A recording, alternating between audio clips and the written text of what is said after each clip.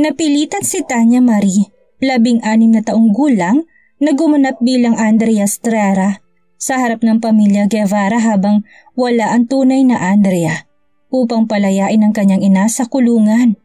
She met Danilo Miguel Guevara na may pagkamasungit sa kanya sa una, pero biglang bumait sa huli kaya napaisip siya kung tama bang ituloy ang kanyang pangluloko sa Guevara.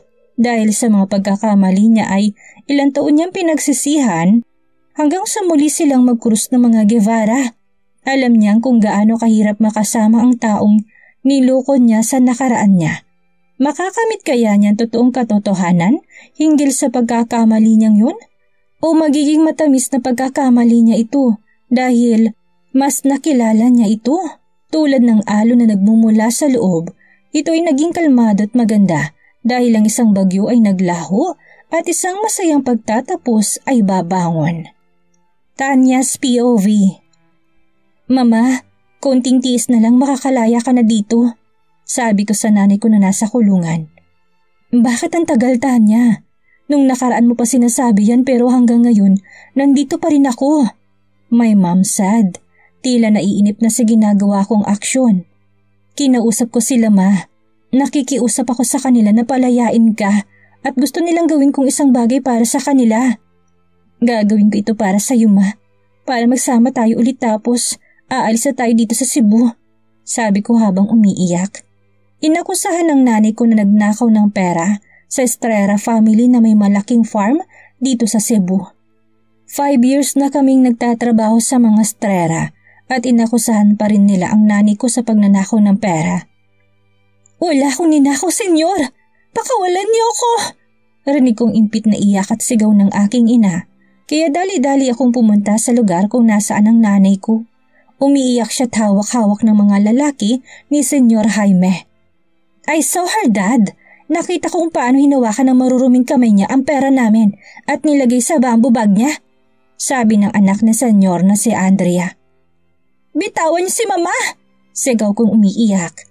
Nang makita ko ng mga tauhan nila, Senyor, ay agad nila akong hinawakan para hindi makapunta sa pwesto ni Mama. Ikulong niyo na yan, sabi ni Senyor na nanggagalaiti sa galit. I am 16-year-old, grade 11 in high school nung maranasan ko na kailangan ko magtrabaho kasamang nanay ko simula nang iwan kami ng tatay ko. Lumipad kami dito sa Cebu at nagsimulang ng bagong buhay. Ako lang at ang nanay ko. Ngayon nakakulong ang aking ina ay wala akong ibang ginawa sa gabi kung hindi umiyak at hindi na makapasok sa eskwelahan dahil nagkalat ng pangyayaring yun since Estrella is a famous here in Cebu. Araw-araw ay napunta ako sa mansyon ng mga Estrella dahil sila lang ang may kapangyarihan para pakawalan ng aking ina sa kulungan. Parang awa niyo na po, senyor. Pakawalan niyo na po ang mama ko. Iyak kong saad. Tigilan mo na kami. Kailangan magbayad ng mama mo sa ginawa niya, sabi niya sa akin.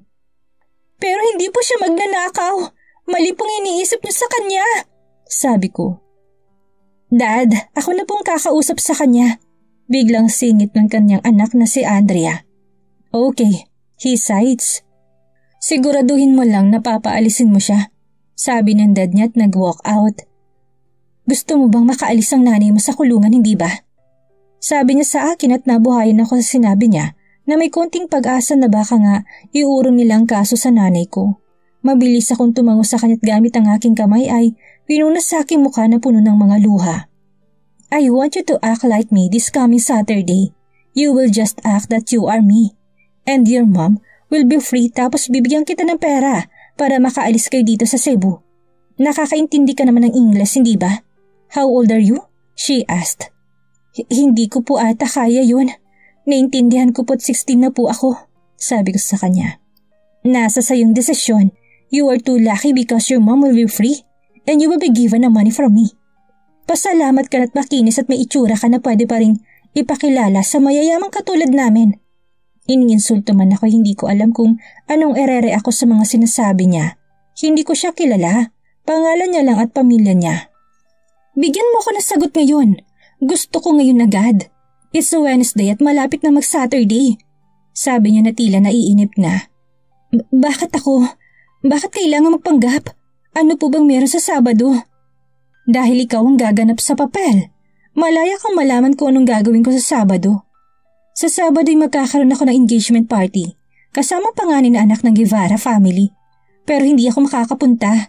May boyfriend kasi ako at hindi alam ng dad ko since he planned this. Don't worry, I will handle him on Sunday so we won't get cuffed, she explained. Ano na, sagot! Magbibilang ako hanggang 5. Kung hindi ko nakuha ang sagot mo ay habang buhay nang makukulong ang nanay mo. Nataranta naman ako sa sinabi niya kaya hindi ko na alam kung anong gagawin ko. 5, 4, 3? Para sa nanay ko, gagawin ko. Fine. Basta siguraduhin niyo lang po na after po na engagement party ay makakalaya na po si mama sa kulungan. Sabi ko. Settled then. Bukas, bumalik ka dito ng umaga at sasabihin ko sa'yo kung anong dapat mong gawin. Huwag mo akong paghintayin. I hate waiting. Nakangiting sabi niya na parang nanalo sa loto.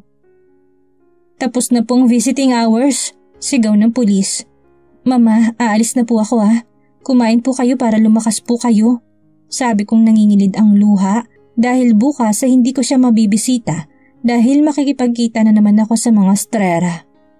Ikaw rin anak, lagi mong tandaan na mahal kita. Mag-iingat ka sa labas at sa mga strera, baka kung anong gawin sa'yo ng pamilyang yun. Sabi niya sa akin sabay yakap. Inalalayan siya ng mga pulis papasok sa kanyang salda at kami naman ay lumabas na. Naghintay ako ng tricycle papunta sa palengke na aking pinagtatrabahuhan dahil hindi pa rin pwede na hindi ako magtrabaho kasi wala akong pagkain at maibibigay sa mama ko. O iha, nandito ka na pala, sabi sa akin ni Mang Kaloy. Galing po ako sa mama ko, sabi ko sa kanya. Kahit may isyong nanay ko dito sa Cebu, hindi niya ako pinaalis dahil alam niyang hindi kayang gawin yun ng nanay ko. Kilalang kilala niyang nanay ko dahil tinutulungan siya ng nanay ko na gumawa na sarili niyang karinderya. Kamusta na pala si Mercy sa kulungan? Baka naman sinasaktan siya doon? Tanong niya sa akin habang ako ay naglilinis ng pinagkainan ng mga taong umalis pagkatapos kumain. Naku, nababalitaan ko pa naman na nananakit ang mga pulis doon at saka yung mga kasama niya doon sa loob ng selda. Baka sinasaktan siya, ani ni Mara. Kaibigan ko na anak ni Mang Kaloy. Wala naman po siyang sugat o pasa at wala siyang nasasabi na sinasaktan po siya doon. Ang gusto niya lang po'y makalaya at malinis na rin ang kanyang pangalan dahil mali pong ako sa kanya, sabi ko sa kanila. Hay nako, talagang ang mga strera na yan, porket may malaking ari-arian dito sa Cebu ay may karapatan na silang ganyanin kayo no? Giit ni Mara. Tama na yan, alam niyo naman na walang saysay magreklamo dahil may perang mga taong binabanggit niyo. Ikaw anak, hayaan mo na si Tanya magtrabaho, sabi ni Manong Kaloy. Ngumiti ako kay Mara na nakasimangot sa kanyang ama. Alam namin yun. Wala kaming laban sa may pera. Mahirap lang kami. My night went well. Mabuti na lang at hindi nagtanong sila Mang Kaloy kung anong gagawin ko at bakit mawawala ako na 3 araw dahil ngay nasa mga strera ako. Nang makauwi ako sa amin ay agad akong naghanap ng damit na aking isusuot para bukas dahil kailangan ko magmukhang presentable sa harap ng mga strera at sa mapapangasawa ni Andrea. Dahil bukas ay makikilala ko na siya at aalis na rin si Andrea. Nang matapos ay agad akong humiga sa aking kama at hindi na inalinta ng gutom na nararamdaman. Pumikit na lang ako tinintay na dalawin na ng antok. Konting tiis na lang Tanya, bulong ko. Nasa harap na ako ng mansyon ng mga strera. At nung makita ko ng guard doon ay agad akong pinapasok. Nakita ko naman si Andrea na palabas na sana pero nung nakita niya ako'y napatigil siya. Akala ko hindi ka nasisipot.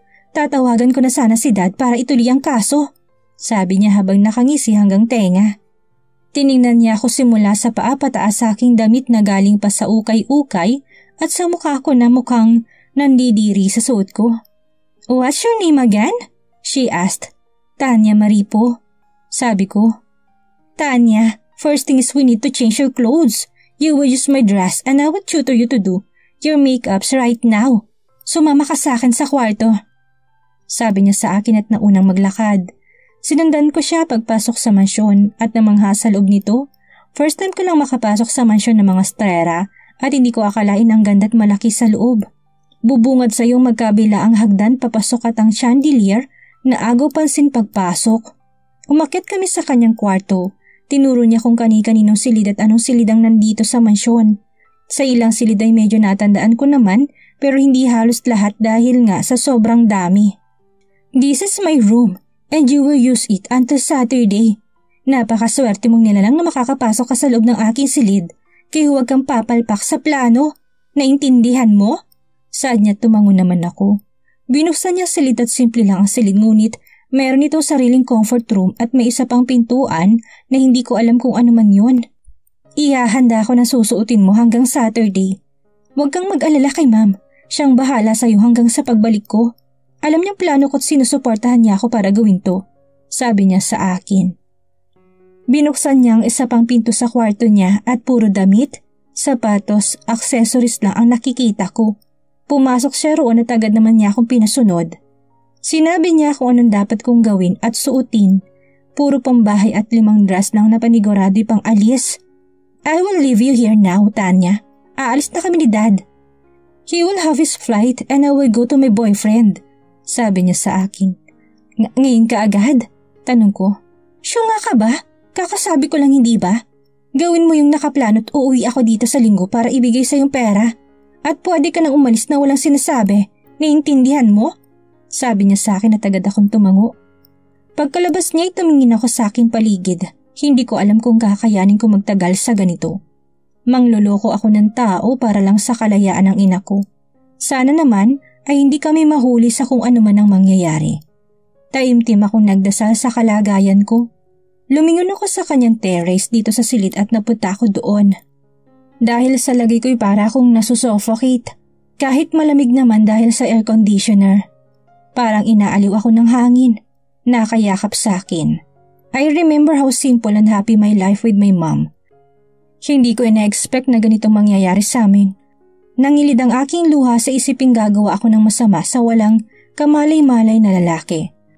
But for my mother's freedom, gagawin ko. Hindi ko alam kung paano ako makikipagsapalaran sa mga mayayaman. Panigurado rin ay kailangan ko magsalita ng Ingles sa kanila. Napatingin ako sa ganda ng paligid. It looks peaceful and relaxing. Makikita mong lupain ng mga strata at mga dagat na malapit sa maraming punong pagmamay-ari rin nila. Laking pasasalamat ko na meron pa rin magandang tambayan sa mansyon at dito nga sa terrace ng kwarto. Nakita kong sasakyan na gamit nga ni Senyor at isa pang sasakyan na siguradong si Andrea ang nasa loob. She can say no to her father that he doesn't want to marry her fiancé because she was a boyfriend. Pinapalala niya lang ang sitwasyon. Hindi ko alam kung anong malalim niyang dahilan kung bakit, pero alam ko na oras na matapos to. Hindi na ako mangingialam sa kanila dahil susundin ko ng mama ko at aalis kami kaagad dito sa Cebu para mamuhay sa Maynila. May isang helicopter na pababa sa kung saan may open space sa lupain ng mga strata. Kitang-kita kung unti-unting pagbaba ng mga taong nakasakay, 3 lalaki at 1 babae. Sila na ba yun? Ang mga Guevara? Hindi ko alam kung anong gagawin ko dahil natataranta na ako. Oo nga pala, ngayon din ang dating ng mga Guevara dito upang makipag-usap sa mama ni Andrea. Dali kong sinuot ang binigay na dress sa akin ni Andrea. Ito'y gawa sa manipis na tela na matingkad, ang kulay na puti dahil ito lamang ang simpleng bestida na binigay niya sa akin dahil ang ibang bestida ay sobrang ganda, ngunit nakakahiya namang suotin dahil nandito lang naman ako sa mansyon. I wear her 3 inches heels and put some powder and lip tint. Ito lamang meron akong pang-ayos dahil hindi ko naman alam kung paano mag-makeup. Pagtingin ko sa sarili ko sa salamin, habang nagsusuklay ng buhok ay tahimik akong nagdarasal na sana gumana ang mga plano namin. Mukha na akong nasa 18 edad dahil sa katawan at height ko. Hindi malaking hinaharap ko pero sakto lang sa edad kong 16. May curve din naman ako at yun na yung laging sinasabi sa akin ni mama para mapaniwala akong sexy. But for me, I'm just a potato. I heard knocks, so I immediately opened it and I saw Nanay Celia. Tan, Andrea, pinapatawag ka ni Senyora. Nagkakasiyahan sila sa dining room. Halika na, sabi niya sa akin. Alam ng mga tao sa loob ng mansyon ng plano, marahil nga kasama sa nagplano. Si Senyora na kailangan kong tawagin na mami. Si Nanay Celia ay kaibigan ni mama kaya kilala ko siya at siya lang ang tangi kong pinagkakatiwalaan sa loob ng mansyon. Nakarating kami sa hapagkainan at nakita ko ngang nagkakaroon ng kasiyahan doon habang kumakain. Napatingin silang lahat sa akin. Naramdaman kong kaba habang nililibot ang tingin sa mga estrangerong nasa aking harapan. Si Senyora na nagbasag ng katahimikan. "Andiyan ka na pala, Andrea. Please, have a seat beside me," sabi niya. Lumapit naman ako sa pwesto niya at umupo sa kanyang tabi, gaya na sabi niya. Para akong aso dito sa mansyon na tanging pagtangot oo lang ang kaya kong gawin kapag inuutusan o tinatanong nila ako. "Siya ba yung anak niyo ni Jaime?" sabi ng lalaki na sa pagtingin ko'y nasa edad 50 na. "Yes, Emilio, my one and only daughter, Andrea Estrera," pakilala ni Senyora na ginawaran ko na lang ng ngiti. Sa sobrang kabay para na akong sasabog sa aking kinauupuan. Gusto kong kainin na ako ng lupa dahil sa tingin nila sa akin. "She's beautiful, I am right, Miguel?" sabi ng babaeng kasama nila. Miguel didn't respond and continue eating like I didn't exist her. "Andrea, this is our firstborn child, Danilo Miguel Guevara. Miguel, this is Andrea Estrera. I know you are aware for your engagement. We are hoping that you will get close to each other before your engagement party, right, Balae?" sabi ng ina ni Miguel. "Yes, Balae. Kaya Andrea, do your best as fiancé to Miguel. After this, tour him around, ha?" sabi niya sa akin. Hindi ko alam kung paano ako sasagot dahil ako nga mismo ay hindi kabisadong mansyon. Kakapasok ko pa lang sa mansyon tapos ako na magtutour.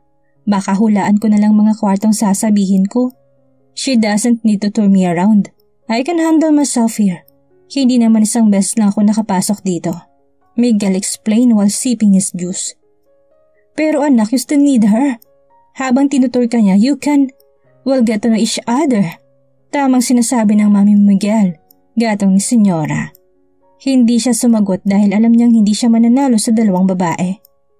"Ituloy na natin ang plano natin sa kasal nila, Balae," sabi ni Senyora at nagtawanan sila. Habang pinag-uusapan nilang kasalan at ang engagement party na mangyayari sa Sabado, hindi ko maiwasang mapatitig sa mga kasama ko. Na magsimula na silang kumain ay naobserbahan kong kumakain sila gamit ang kutsilyo tinidor. Hindi sila kumakain ng kanin at kung paano sila magsalita ay parang mga high class na tao. No wonder mayaman talaga sila. Napaisip ako, diet ba sila? Nanlilita ako sa kinalalagyan ko. I start eating with knife and fork also. Kahit gusto ko ng kanin, pinipigilan ko sarili ko na wag mag-crave.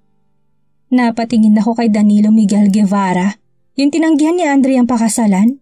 Hindi siya gaano maputi pero makinis ang kanyang balat. Kung titingnan mo yung mala Adonis ang kanyang mukha, makisig siya at sa tingin ko kapag tumayo siya ay mas matangkad pa sa kanyang ama. Who will decline for this? Handsome man. Only Andrea can do.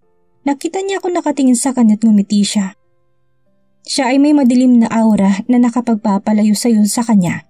Pakiramdam ko, nanginig ako dahil nakatitig siya sa akin at hindi man lang ako makaiwas ng tingin.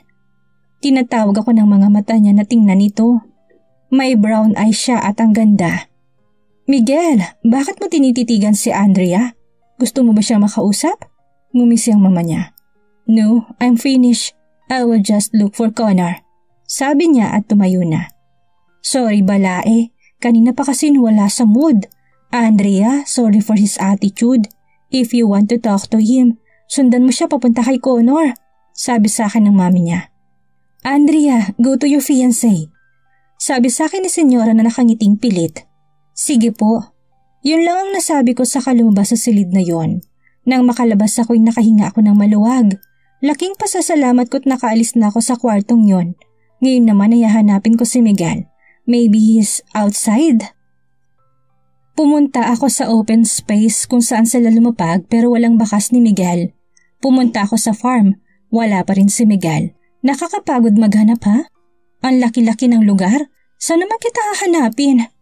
Hindi ko na mapigil ang bulyawan ng mga damo sa sobrang inis ko. Bumuntong iningakot na isipang bumalik na lang sa mansyon at sabihin hindi ko nakita ang adventurer na yun. At talagang pumunta kung saan-saan man. "Miss," napapitlag ako sa boses na narinig ko sa likod ko. Tiningnan kong tumawag at nakita ko lang ay lalaki na mas matangkad sa akin dahil hanggang tenga niya lang ako. Kamukhang kamukha niya si Miguel. "You're standing on my carpet," sabi niya kaya napatingin ako sa bandang paa ko at nakita ko nga nakatapak ako sa maliit na carpet niya. "I'm sorry, hindi ko napansin." Dali-dali akong umalis doon. He laughed at me. Pinagpagan niya ang carpet niya at lumingon sa akin. "It's okay. By the way, I'm Connor." "Connor? Miguel is searching for you," sabi ko sa kanya. It's okay. Let him do what he wants. May I know your name? You look new to me. I didn't saw you when we go here last year," he said. "I'm Tan. Andrea. Andrea Estrera," sabi ko't kinurot ko sa sarili ko sa katangahan ko. "Sigurado ka bang Andrea ang pangalan mo? May una kang sasabihin sana sabi niya sa akin na hindi ako nakaimik. "And Estrera? The one and only daughter of Estrera family?" sabi niya kaya tumangulang ako. "Great! Ikaw pala yung soon-to-be sister-in-law ko. Can you tour me here in your farm?" "Hindi ko na kasi tanda yung mga pinupuntahan ko dito last year," sabi niya sa akin. Napangiti naman ako tumango-tango sa kanya. Madali ko lang siyang maitutour kasi kabisado ko naman ang farm since dito kami nagtatrabaho ni Mama. "I know that Andrea will to me first, Connor." Isang barito ng boses ang aming narinig sa aming likod. Napatingin naman kami sa kanya at nakita ko na ang kanina ko pang hinahanap. "Oh, sorry. Maybe next time, Andrea," sabi sa akin ni Connor at sumakay sa kanyang kabayo. "I heard you are finding me, kuya. Ano meron?" sabi niya. "Our mom wants to see you." Still in cold voice. "Namiss niya ako kaagad," sabi ni Connor at tumawa. Lumingon siya sa akin at ngumiti. "Sige na, Andrea. Next time na lang," sabi niya sa akin. Nginitaan ko na lang siya at kumaway sa kanyang pag-alis. Unang usap ko pa lang sa kanya pero ang gana ng loob ko. Hindi tulad dito sa kuya niya na kinakabahan pa rin ako. "I don't like you smiling at my brother. It irritates me," bigla ang sabi ni Miguel. Kunot-no ko siyang tiningnan. Bakit? May mali ba sa ginawa ko?" tanong ko. Nagsisimula na akong kurutin ang sarili ko dahil nauutal na naman ako. "Just do what I say," he said coldly at nauna nang maglakad. "Just do what I say ka pa dyan? Akala mo naman kung sino ka makapag-utos?" Bulong ko't sumunod sa kanya. Tahimik naming nilakbay ang pabalik sa mansyon and suddenly stop. "I don't want to marry you. Please cancel our engagement," sabi niya sa akin. Hindi ko alam kung paano. Mukhang desidido na sila sa gusto nila, sabi ko. Talaga namang hindi ko alam dahil hindi ako si Andrea pero sabihin yun. "Gusto mo magkaroon ng mapapangasawang lumalabas sa gabi na may mga babae sa tabi niya?" Naiinis ang tingin niya sa akin. "Mahihirapan ka lang kapag pinakasalan mo ko." Nakita kong seryoso niyang mukha na parang wala lang kanyang sinabi. Tumikim ako tumayo ng tuwid saka nagsalita. "I don't like the idea of marrying you two. I don't want to marry an unfaithful man, Miguel. If you really want to cancel our wedding, might as well talk to your parents," sabi ko sa kanya't naunang maglakad. I don't want him to look at me because I am suffocating. I felt my knees tremble because of his stare. I don't want it. I can't resist his stares. Clarice made the right decision. Even Evander can make my knees tremble if he's playboy. It is the biggest turn off to a man. Nakasalubong ko si Senyora habang naglalakad ako. "Where's Miguel?" sabi niya sa akin. Nasa labas po, Senyora," wika ko. "Let's talk on my office," she said coldly. Nang makapasok kami sa kanyang opisina, umupo siya sa upuan na nasa gitna habang ako'y nakatayo pa rin sa kanyang harapan. "I am sorry if you are involved here in our situation. Nalubog kami ng utang sa mga Guevara at balak nilang kuhain ang mansyon at ang farm," sabi niya sa akin na may umaambang luha na lalabas sa kanyang mata. Gustuin ko man napigilan ang aking asawa ngunit hindi ko nagawa. Nagtalo lang kami. Hinayaan ko siya sa gusto niyang mangyari dahil wala na kaming choice kung hindi ipakasal ang aming nag-iisang anak sa panganin ng Guevara. Kwento niya at nakita kong paghihirap sa kanya. Panigurado nihirapan siya sa kanyang sitwasyon dahil nasa pagitan siya ng kanyang dalawang mahal sa buhay, ang kasiyahan ng anak niya o ang pagsunod sa kanyang asawa. "Naintindihan ko po, Senyora. Pagkatapos naman po nito'y aalis po kami ng mama ko paalis dito sa Cebu sa Maynila na maninira." Naputol kong sabi dahil sumingit agad siya. "Maynila? Huwag kayo sa Maynila. Doon nakatira ang mga Guevara. Meron din silang ari-arian dito sa Cebu sa Maynila kaya Suggestion ko na sa inyo ay sa ibang lugar kayo na hindi madadatnan ng mga Guevara. Naintindihan mo? Sabi niya sa akin. Wala na po kaming mapupuntahan pag hindi po kami sa Maynila. Nanghihinang sabi ko. Kailangan ko pang magtago sa mga Guevara. Leche talaga? I will give you a money and buy your house away from Guevara. Hindi pa kasali doon ang ibibigay sa inyo anak ko. Hanggang paglabas ko, itulala ako dahil sa mga naisip ko. Nakaramdam ako ng lamig dahil sa hangin kasabay nito yung pagpatak ng luha. Hindi ko alam kung bakit napunta ako sa kalagayan na ito. Ang hirap ng sitwasyon ko. Ngunit nasimulan ko na, anong magagawa ko? I might end it before our engagement party. May 4 na araw pa ako para gawin ang aking plano. Gagawa ako ng paraan para ma-turn off siya sa akin at pilitin niyang kanyang ina na huwag nang ituloy ang kasal. Humanda ka, Danilo Miguel Guevara. At humanda na rin ako sa mga susunod pang mangyayari sa 4 na araw. Andrea, napalingon ako sa tumawag sa akin at laking gulat ko nang makita kong mala Adonis na mukha at may matipunong katawan. Si Miguel. Bakit? Tanong ko. Nag-stutter na naman ako. Can you help me to find my room here? I am searching for you for a whole hour. Bakit bigla kang nawawala? Sabi niya sa akin. Nagiinit ang aking pisngi sa kanyang sinabi. Hindi ko alam ang nararamdaman ko ngayon. It's new to me. Sige. Sabi ko tumikim na nararamdaman ko ng tutulong laway ko sa paghanga sa kanya. Tahimik lang naming nilakbay ang daan patungo sa kanyang silid. Magkatabi lang kami ng kwarto at tinuro na ito sa akin ni Andrea bago siya umalis. Dito na yung kwarto mo. Alis na ako. Sabi ko ng diretsuhan dahil sa takot kong mautal na naman sa harapan niya at nakakahiya na. I saw you crying a while ago. When you go outside on your mom's office, may I know why? Sabi niya pagkatalikod ko para bumalik na sa silid ko. Napapikit ako ng mariin at bumuntong hininga. Hindi alam kung anong isasagot sa kanya. Nag-isip ako ng idadahilan ko sa kanya ngunit bigla siyang nagsalita. Never mind. Malamig niyang sabi at sinaraduhan ako ng pinto. Aba, bastos? Tumalikod na ako't nang gagalaiting umalis sa harap ng kanyang pinto. Nakakainis talaga. Pero nagpapasalamat din ako dahil hindi niya ako pinilit na sabihin ang rason kung bakit umiiyak ako kanina. Nang pababa ako sa hagdan ay nakasalubong ko ng paakyat naman si Connor. Uy, Andrea, nakita mo ba si kuya? Kanina ko pa kasi siya hinahanap eh. Tanong niya sa akin. Kanina hinahanap ka niya? Ngayon naman ikaw ang naghahanap sa kanya? Kung magsama kaya kayong dalawa at hindi kayo naghahanapan sa isa't isa? Sarcastic kong sabi. It's a bro thing, future sis. I need to know where he is so we can go to the sea. Gusto mo sumama sa amin? Lead us the way to go there, sabi niya sa akin. So gagawin niya akong tour guide, sabi ko sa kanya. No, I didn't mean that. He sighed and continued. What I mean is we will bond there and maybe we can play there, di ba? Marami namang tao dun at makikihalubilo lang tayo, sabi niya sa akin. Nung sinabi niyang makikihalubilo ay umatras ako. Hindi ako pwede dahil alam ng iba doon ay ako si Tanya at hindi si Andrea. Pasensya na. Pero hindi ako makakasama sa inyo. Maybe next time. Kung may next time pa. Bakit naman? Sayang. Do you know where I can find him? Sabi niya sa akin. Tumango naman ako't ngumiti. Nasa kwarto niya. Kumaliwa ka lang tapos pangalawang kwarto sa dulo. Sabi ko sa kanya. Yun. Thank you, sabi niya sa akin at naglakad na papunta sa kanyang kuya. Doon lang din ako nakahinga ng maluwag. Marahil gusto ko ngang sumama sa kanila, ngunit delikado dahil maraming nakakilala sa akin doon. Napagdesisyonan ko na lang na bumalik sa aking silid para magpahinga na lang. Ang daan ko papunta sa aking silid ay madadaanan ko muna ang kay Miguel. Habang naglalakad ako'y narinig kong usapan nila dahil bukas ang pinto ng kaunti. Tumigil ako't pumunta sa gilid upang makinig sa kanilang usapan.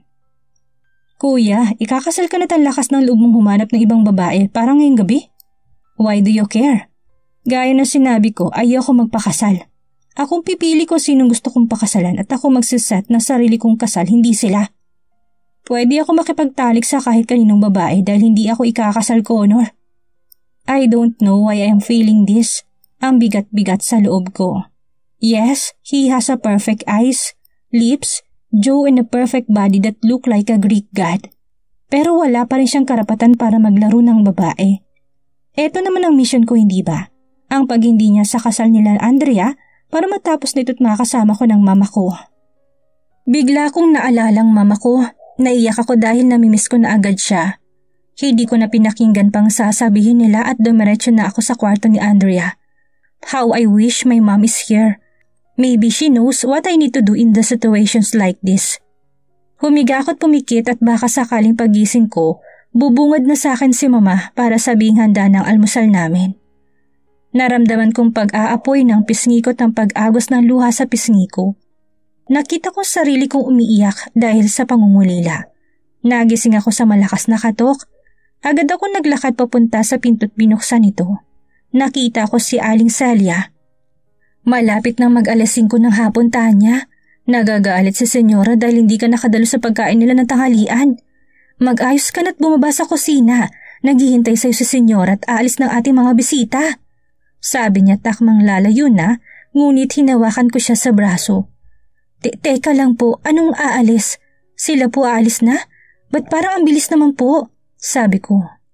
Marami pa daw kailangang ayusin sa Manila, pero babalik din sila sa Sabado para dumalo sa engagement party.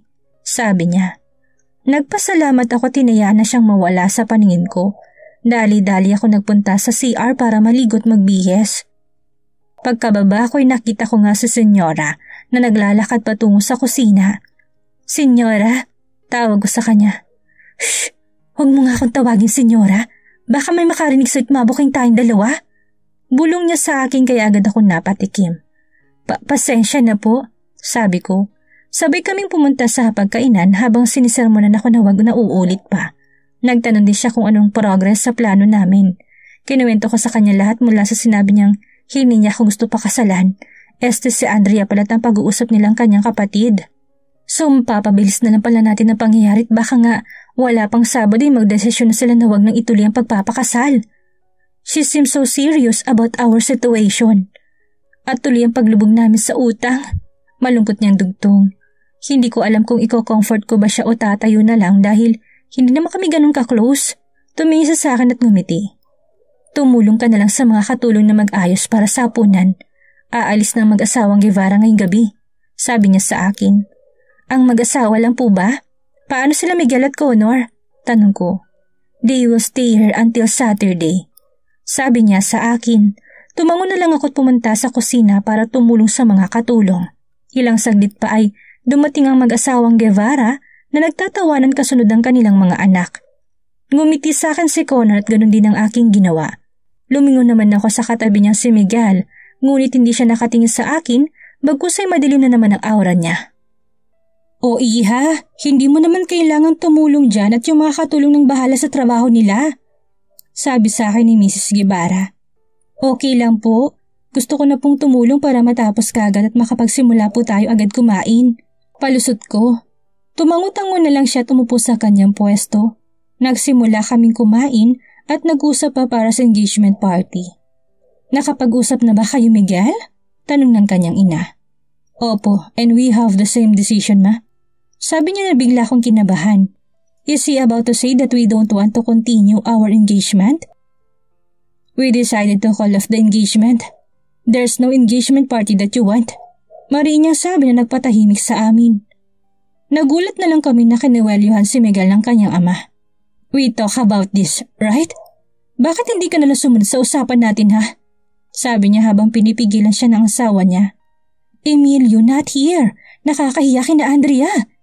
Binitawan naman agad nito si Miguel. Tama bang narinig namin? Ayaw mo makasal sa anak ko? Sabi ng ina ni Miguel. Tumayok at matapang na hinarap sila. Mapapadali na lang palang trabaho ko. Opo, pasensya na. Hindi ko po siya nagustuhan simula nang nakita kami't ganun din po siya. We think that we don't deserve each other. We are not ready to get married. Lalo na po't ako, I'm just 18. Marami pa po akong dapat matutunan at ma-experience sa pagiging dalaga. We will not stop you to experience what you want. We can still give you freedom that you want but you have limits. Napag-usapan na natin ito bala hindi ba? I'm sorry for Andrea. We can still fix it. Since it's our first to see and talk to each other, it's normal to don't like each other. You have time to get to know and fall to each other, anak. Sabi sa akin ni Senyora na nalulungkot sa nangyayari. Balai is right. You still have time for each other and you will see why we are doing this is for you. We just want you to be better and continue our traditions. Miguel, so please do what we say. Her mother spoke to him calmly. Tumalikod si Miguel at nag-walk out. Maybe he can't just take it anymore. Nagsorry ang dalawang pamilya sa isa't isa at tinuloy ang pagkain. Nang pagtapos ay nag-usap muna saglit at nagpaalam na ang mag-asawa at nangakong babalik sa Sabado para sa engagement party. Nang makaalis ang mag-asawa ay nagsalita naman sa akin sa Senyora. Ting Tanya, make him stop the engagement. Hindi ako makatulog kaya minabuti ko na lang na lumabas at pumunta sa tabing dagat. Umupo ako sa may malaking bato tumitig sa dagat na patuloy sa paghampas ng tubig palapit sa akin. Hindi masakit sa tenga ang pagsayaw ng tubig at ang mga kuliglig sa bawat gilid. Nagpapasalamat talaga ako na meron pa ring maganda at tahimik dito sa lugar ng mga Estrera. Nakarinig ako ng hikbi sa hindi kalayuan. Lumingon-lingon ako at nakita ko si Miguel sa puno ng palma na may katawagan sa telepono. I miss you more, love, sabi niya. Nagulat ako sa sinambit niya. Pumunta ako sa gilid para magtago at makinig pa sa kanilang usapan upang makumpirma nga na may nobya siya. If only you were here, I will kiss and hug you while looking at the wild waves here. Nakita ko namang nakikinig siya sa kanyang kausap. I love you. I can't get married if it's not you. No, I'm just staying here because of Mom. But in Saturday, I leave them. Magsasama na tayo. So, he is about to run away in our engagement? You will run away with me and we will start a new life where my family won't see us. Hindi ko na pinagpatuloy pa ang pakikinig at nagsimula ng lumayo sa kanya. Hindi ko alam kung anong gagawin ko pagkatapos kong malaman ito. May girlfriend siya for Pete's sake. Nung makarating ako sa aking kwarto, nagbihis ako ng pantulog at marin na pinikit ang aking mata. Ayoko na munang mag-isip at gusto ko na munang magpahinga. I'll just wait you here, Miguel said. Kanina pa siya sa labas ng kwarto ko para lang sabihin kumain na at hihintayin niya ako matapos mag-ayos. Imagine how my freaking face looks like. Bagong gising na gulugulong buhok. I thought it's just Nanay Celia, ngunit nagkamali ako. Mauna ka na nga, nakakahiyang mukha ko. Sabi ko na pilit sinasarado ang pinto. Hindi niya ako pinansin. Nakarinig kami ng ringtone na galing sa kanyang telepono. Kinuha kaagad niya ito nang makitang pangalan ay agad niyang pinatay. Hindi kaya yung nobya niya yun? Pero bakit niya pinatayan? Ano pang tinutunganga mo? Mag-ayos ka na, sabi niya sa akin. Oo na, wala kang utusan. Sabi ko tumalikod na. Naku, ayoko talaga ng sinisigawan kapag bagong gising. Kumuha na ako ng damit na susuotin saka pumunta sa banyo para maligo. Nang matapos akong maligo at magbihis ay nakita ko pa rin siya sa pintuan at nagtitipa na kung ano sa kanyang telepono. Talagang naghintay siya ha? Hindi ko alam kung anong nakain niya at ginagawa niya ito sa akin. Pero kung ano man yung pinaplano niya, wala akong balak sundin yun. Tapos ka na. Ang tagal mo kumilos. Sabi niya na tila inip na. Sinabi ko ba maghintay ka? Tumabi ka nga. Sabi ko't lumabas na sa kwarto. Naramdaman ko naman na sumunod siya sa akin pababa. Naging matiwasay naman ang pagkain namin dahil pare-pareho kaming tahimik. Napag-isipan ko naman na lumabas at pumunta sa farm kung saan nakita ko si Mang Gusting na kasamang mga kabayo. Nainganyo naman akong mga bayo kahit hindi ako marunong. Matagal na ako dito sa mga Estrera. Pero hanggang tingin lang talaga ako sa mga nangangabayo. Magandang araw po, Mang Gusting. Balti ko sa kanya na makalapit ako. Uy, Tanya, magandang araw din. Napadaan ka ata dito, sabi niya sa akin. Mang Gusting, pwede po bang turuan niya ako mga bayo? Sabi ko. Naku, ano naman ang naisip mo't gusto mo na magpaturo ngayong mga bayo? I just smiled at him and he replied, "Love." Halika rito. Sabi niya sa akin at tinuruan niya ako kung paano ako makakasakay at ang pagkahawak sa kabayo ng maayos. Nung nagets ko naman ang kanyang paalala at mga dapat gawin, ay naglakas na ako ng loob na sumakay at hawakan ng kabayo. Inalalaya naman ako ni Mang Gusting habang sakay-sakay ako ng kabayo. Tawagin mo lang siyang Adan, Tanya. Natuwa naman ako kasi unti-unti ko nang nababalan sa sarili ko at tahimik lang ang kabayo. Ngayon naman Tanya, palakarin mo ng kabayo. Tandaan mo, huwag masyadong malakas ang kumpas. Sabi niya sa akin na nagpakaba sa akin. Huwag kang mag-alala Tanya. Hindi ka pababayaan ng kabayong ito. Aba, ito ang highly recommended na mga Strera sa mga baguhang mga ngabayo. Proud na sabi ni Mang Gusting. Ngumiti lamang ako sa kanya't nilakasan ng loob ko at sinubukan ng turo sa akin ni Mang Gusting. Nagalak naman ako ng mangyaring gustong mangyari. Naglakad dito't si Mang Gusting naman ay sumakay sa kanyang kabay at inalalayan pa rin ako. Sa sobrang pag-i-enjoy ko hindi ko na namalayan ang paglapit ni Connor. Sakay ng kabay sa aming kasamang kanyang kapatid na si Miguel. Napailing na lang ako na magtama ang aming mata ni Miguel. Andrea, sama ka na sa amin. Anyaya sa akin ni Connor. Hindi na niya ako tinawag na ate dahil sa kagustuhan ko na rin. Pareho naman kaming 16 eh. Nagpapanggap lang naman akong 18 dito. Magandang araw po mga Ginoo. Magalang na bati ni Mang Gusting sa kanila.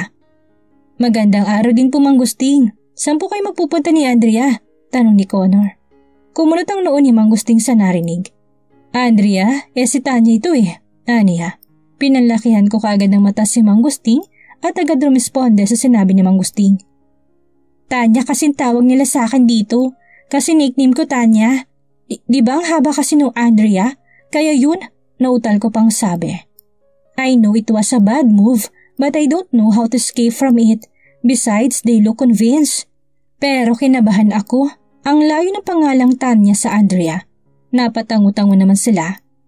Nakaramdam naman ako na may nakatitig sa akin kaya lumingon ako. Hindi ako nagkakamali na meron nga. Si Miguel. Nang makita niyang nakatingin din ako sa kanya, ngumisi lang siya tumingin sa kapatid niya. So, dapat bang tawagin ka din naming Tanya? Sabi ni Connor sa akin nagpakaba sa akin. If Senyora find out magagalit sa akin for sure. Huwag na, mas okay ang Andrea. Nagpapaturo lang ako mga bayo kay Mang Gusting. So we can call you by your nickname. Iba ba kami para sa'yo? I'm hurt. He touched his chest. Looking dramatic by his swift move. Stop that, Connor. You're acting like a giyagan. Pananaway sa kanya ng kuya niya. Okay, you can call me Tanya. Dahil yun naman talagang totoong pangalan ko, I'll just deal with Senyora later when she finds out. Ano na? Tara na Tanya, sama ka na sa amin. Sabi ni Connor sa akin. Sige, kayo na lang. Wika ko. Sa sitwasyon ko, hindi ako makakasama sa kanila. Baguhan pa lang ako sa pangangabayo at baka maging perwisyo lang ako sa kanila. Are you sure? Pupunta kami sa kakahuyan tapos dediretso sa tabing dagat. Sabi niya sa akin na ginatungan agad ng kuya niya. You don't need to force her, Connor. Let her do what she wants. Mariin niya sabi. Tamang kuya mo, Connor. Hayaan mo na. Dito na lang ako. Paninigurado ko sa kanya na may ngiti sa labi. Sigurado ka bang ikaw si Andrea Estrera? Ano kayang isasagot ni Tanya sa tanong ni Miguel? Malusutan kaya niyang binata? May alam na kaya si Miguel sa ginagawang pagpapanggap ni Tanya? Matuloy kaya ang kasal niya sa binata? Yan ang ating aalamin sa susunod nating kabanata.